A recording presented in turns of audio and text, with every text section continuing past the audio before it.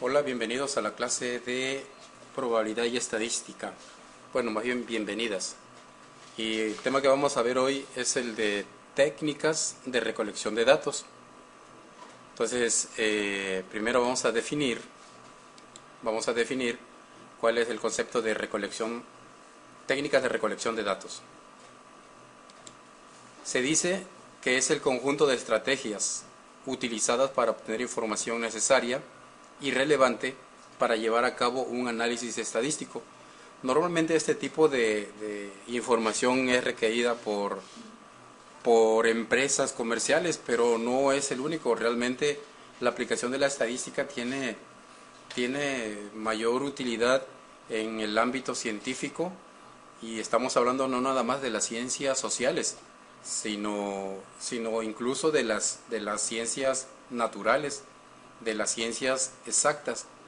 Entonces, aunque sí se utiliza en el ámbito de lo comercial, tiene aplicación en otros campos. Y bueno, vamos a ver cuáles son las formas de recolectar datos o cuáles son estas técnicas de recolección de datos. Tenemos las siguientes. En primer lugar tenemos la encuesta. La encuesta se apoya principalmente en cuestionarios estructurados, en su mayoría útiles en el manejo de variables cuantitativas. Permite la aplicación de varios elementos de la población de manera simultánea, y si su diseño es adecuado, facilita la obtención y análisis de la información deseada. Entonces, básicamente consiste en una serie de preguntas o cuestionario, y ahí se puede requerir algún dato cuantitativo, o sea, que se puede contar, que se puede enumerar, o bien puede ser algún dato cualitativo.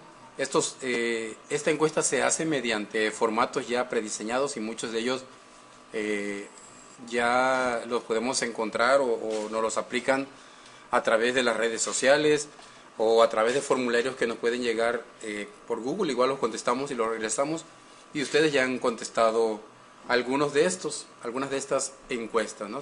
Repetimos aquí, pues un cuestionario, una serie de preguntas, y ahí más o menos podemos ver cuál sería la característica en general de una encuesta. Entonces, vienen opciones, ¿verdad? Aunque también pudiera haber algunas preguntas que se plantean de manera abierta, pero lo común, lo normal, es que se plantea la pregunta, y la pregunta a su vez tiene una serie de opciones para que puedan contestarse. Otra técnica es la entrevista. Ustedes pueden imaginarse enseguida, no sé, el caso del periodista que está platicando con el artista o con el criminal o con el político, y es así. La entrevista consiste en una serie de preguntas.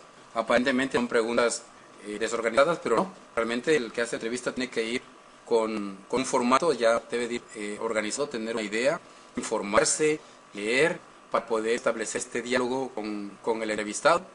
También sirve para recabar datos, pero tiene la característica de que es un poco más tardado, y esto es porque hay que aplicarle análisis a las respuestas, es decir, hay que interpretar esas respuestas a ver si coinciden con la información que yo quiero transmitir, ¿verdad? Si fuera algo digamos, sin mayor importancia científica, como el caso de la información que suelen darnos a veces le llamamos artistas, pero no son artistas, no vamos a llamarle gente de la farándula, pues no tendría mucha importancia, ¿eh? Pero si se trata de que yo quiero recabar datos científicos, entonces hay que darle seriedad y hay que tener mucho cuidado con lo que queremos obtener.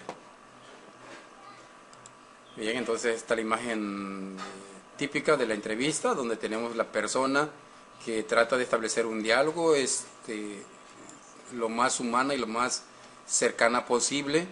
El entrevistador debe tener cierto aplomo, cierta postura, mirando a los ojos, etc. Finalmente, lo que importa es la información.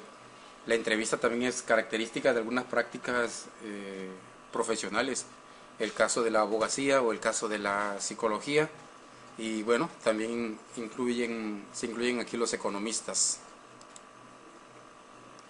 Bien, otra técnica de recopilación de datos es la observación, que consiste en un registro visual, mismo que se clasifica en estructurado y no estructurado. En el primero se utilizan instrumentos como listas de cotejo o rúbricas, y en el segundo se utilizan registros anecdóticos o un diario de campo. Aquí vamos a ver porque luego ahí se va el dedo. Entonces, algunas de estas herramientas ustedes están familiarizados con ellas porque también las utilizamos en la escuela. Se supone que es el producto de lo que se ve, ¿verdad? Hay aquí cierto contacto humano también, aunque ahorita no lo estamos haciendo en la escuela. La idea es, no nada más es ver por ver, o sea, aquí no vamos a hacer contemplaciones, aquí lo que se quiere también es recabar datos, a ver qué evidencias se pueden recuperar mediante estos dos instrumentos. Listas de cotejo, donde bueno, las cosas que yo espero ver que se vayan, nada más se les da así como una palomita si se presenta el rasgo, y bueno, podrías omitir esa palomita o ponerle una tachita para el caso en que no se presente el rasgo. La rúbrica es un poco más específica porque tiene así como niveles deseables o observables. Entonces, aquí tenemos una serie de observadores, probablemente están, no sé, presenciando el comportamiento de algún animal o de algún fenómeno físico. Hay muchos puntos de vista, por acá tenemos uno, por acá otro, y no nada más es mirar por mirar, ser espectadores por ser espectadores, sino tener a la mano la herramienta, repetimos, que puede ser la lista de cotejo y la rúbrica, para ver si coinciden los datos que yo ando buscando con lo que espero. Otra forma de recabar datos es mediante la experimentación, y también es una de las fases del proceso o del método científico. La experimentación se da en un ambiente donde la persona que realiza el estudio estadístico controla el comportamiento de las variables, es decir, factores que pueden influir en la presentación de una conducta. Vamos a suponer que quiero ver en qué momento la gente compra anteojos para el sol, y voy a cambiar las variables, ¿verdad? O los factores. Estos factores puede ser el calor. Cuando hace mucho calor, puedo cambiar también el mes, en qué meses se compran más los anteojos, ¿verdad? ¿Qué otro factor? ¿Quiénes compran más? O sea, ¿qué edad? ¿Quiénes? Las personas grandes, las personas de mediana edad o las personas jóvenes, etcétera. Esas serían las variables que yo puedo cambiar en mi experimentación para que esta tenga validez. Estas variables deben de existir, ¿verdad? Estos cambios. Así yo puedo observar y puedo obtener datos científicos. No es siquiera cercano a la ciencia, sino realmente son datos científicos. Es utilizado para comprobar hipótesis. Ya saben que la hipótesis es una posible respuesta o una posible solución a un problema. Todavía no lo sabemos y lo vamos a saber hasta después de que se aplique la experimentación, ¿verdad? Esto se hace mediante la reproducción y análisis del mismo fenómeno, cambiando las variables y observando el resultado. Ejemplo donde se aplica esta técnica de la experimentación son los cuestionarios sobre la satisfacción del cliente. Entonces salen los encuestadores, salen los experimentadores a hacer las preguntas en algunas temporadas comerciales, o lo hacen en alguna circunstancia de cualquier tipo, social o climatológica o política, y ellos pues van registrando ahí sus datos. También podemos hacer experimentación acerca de la efectividad de un abono. Vamos a probar diferentes cantidades, vamos a tratar de aplicarlo en diferente tipo de suelo, en diferente tipo de clima, condiciones de humedad, y entonces esta experimentación, este cambio de variables nos va a dar una verdad, un dato que ando buscando. Bueno, aquí una lámina acerca de la experimentación, acerca de condiciones, ¿verdad? Condiciones, en este caso quiero suponer que es condiciones de bienestar o condiciones de un estímulo, y que se puede estar estudiando la atención o el aprendizaje, porque se ve que es aplicación en una escuela. Cambiar las condiciones, que en ciencia se le llama variables. Bien, la técnica documental, el nombre lo dice, se apoya en documentos estadísticos, cartográficos o fonéticos, con lo que se puede observar el comportamiento de las variables. Entonces, no hay más, voy a buscar datos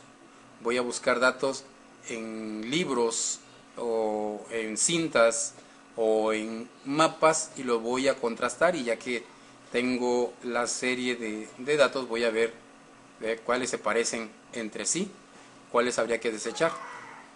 Entonces, básicamente recurrir a libros, periódicos viejos, cintas, películas, etcétera. Tenemos la técnica del muestreo. El muestreo es una muestra que representa el comportamiento de la totalidad. Esto es porque en algunas ocasiones no se puede aplicar una herramienta de investigación como son los cuestionarios. No se aplican al total de la población porque la población es demasiado grande, o se encuentra alejada, o se encuentra trabajando, o no tiene condiciones. O sea, no es posible aplicarle a cada uno de los integrantes de una población, de aplicarles un instrumento me refiero. Entonces es necesario tomar una muestra representativa. Se dirán, bueno, es una parte, pero no a todos. Entonces, si no es a todos, no es posible que lo que nos diga esta herramienta sea verdad. Pero bueno, es realmente esto es un método científico y existen fórmulas y existen maneras de elegir lugares y personas para aplicarles esta fórmula de tal manera que lo que nos digan sean verdades, sean datos fidedignos. Recuerden que la estadística, que es un auxiliar que se basa en las matemáticas, es algo científico y es un auxiliar de muchas ciencias naturales, economía, matemáticas mismas, matemática pura misma, ¿va? Entonces es muy válido el empleo de estas muestras. Bueno, hay dos tipos de muestra, de muestreo probabilístico y muestreo no probabilístico. Vamos a ver cada uno de ellos. Primero, el muestreo probabilístico es cuando cada uno de los elementos de la población posee una probabilidad de ser seleccionado entre 0 y 1. Y esto dependiendo del tamaño de la población y los recursos. Bueno, vamos a suponer que queremos saber algún comportamiento de una escuela muy grande, ¿verdad? Dado que nosotros poseemos una lista o poseemos más o menos rasgos similares como la edad, como el nivel intelectual, etcétera, de alguna manera se puede establecer este muestreo probabilístico porque el tamaño y las circunstancias de esa población así me lo permiten. No es lo mismo en el muestreo no probabilístico, donde se aplican estudios en el que la dispersión de los elementos de un universo, sus condiciones, impiden que cada uno de ellos tenga la misma oportunidad de ser elegidos mediante un método aleatorio. Entonces dice que aunque no pueda utilizarse para generalizar el comportamiento de la población, se puede utilizar con cierta intención del investigador. Es decir, es tan grande la población, es tan diversa la opinión, y hay que recordar que si alguien arroja datos muy diferentes por el hecho de que somos inteligentes, ¿verdad?, es precisamente el ser humano. De alguna manera nosotros podemos registrar comportamientos similares en los animales, en los fenómenos naturales, pero en el caso de los seres humanos solemos tener opiniones diferentes, entonces comportamientos diferentes. Entonces aquí es recomendable utilizar el muestreo no probabilístico. Y hay unos ejemplos. El primero ya lo veíamos, el del muestreo probabilístico, que por ejemplo, yo quiero saber la preferencia de contenidos que tienen los jóvenes estudiantes de una escuela muy grande, los contenidos que les gusta ver en YouTube. Ya ni siquiera sé si ustedes usan YouTube, tal vez lo estamos obligando o estamos haciendo que lo usen, pero hasta donde me quedé era una de las plataformas de información y entretenimiento más grandes y más usadas, ¿verdad? Entonces ahí hay que diferenciar qué tipo de contenido ve el joven en YouTube, y decíamos, eso lo podemos controlar porque tenemos una lista en la dirección de la escuela y porque tenemos unos rangos de edad y cierto parecido vamos, en gustos, en el lugar donde vivo, las experiencias que tengo. Y el otro ejemplo sería el del caso de los partidos políticos que quieren seleccionar candidatos. O sea, ellos quieren asegurarse que su candidato gane. Realmente no lo van a saber nunca, ¿verdad? Sabemos que en la realidad, cuando los partidos políticos, que no son otra cosa más que negocios y tranzas y todas esas cosas que ustedes saben que son los partidos políticos, porque luego no ponen a las personas idóneas, a veces se ganan el puesto con moche, etcétera, pero se supone que un partido político serio debiera de aplicar la estadística, la probabilidad, para así entrar a la competencia, no que luego ponen a cualquier persona. No sé si a ustedes o a su familia le aplicaron alguna encuesta, algún cuestionario para que algún partido cualquiera, no uno en especial, cualquiera, propusiera algún candidato. Creo que esto a veces no se aplica y a veces por eso no tienen probabilidades de éxito, como el caso de quienes venden un producto, ¿no? Que aplican la encuesta y que bueno, se esmeran. En el caso de la política es así como que muy diferente y muy cambiante, y esto, vamos, es errático, ¿no? Como esos huracanes tan peligrosos. Bueno, aquí una gráfica para más o menos formarnos una imagen mental de que es un muestreo donde tenemos la población, que sería el total, y no nada más nos referimos a población humana, sino población de animales, de comportamiento, población de una empresa, de una escuela, de un estado, etcétera. El concepto así es como muy amplio en su aplicación, y de esa población total donde hay mucha diversidad, yo no voy a poder aplicarles mis instrumentos de investigación estadístico, entonces pues les aplico un muestreo o una muestra, si nada más voy a tomar una parte. Y bueno, ahí cerramos la presentación, chicos. Tienen en Classroom ya compartidas las tareas. Bueno, digo chicos, pero son dos chicas, Grecia y Frida. Ahí tenemos ya compartida la tarea. Y bueno, y esperamos, os sigo esperando que tengan éxito en esto. Y nos estamos viendo en la próxima.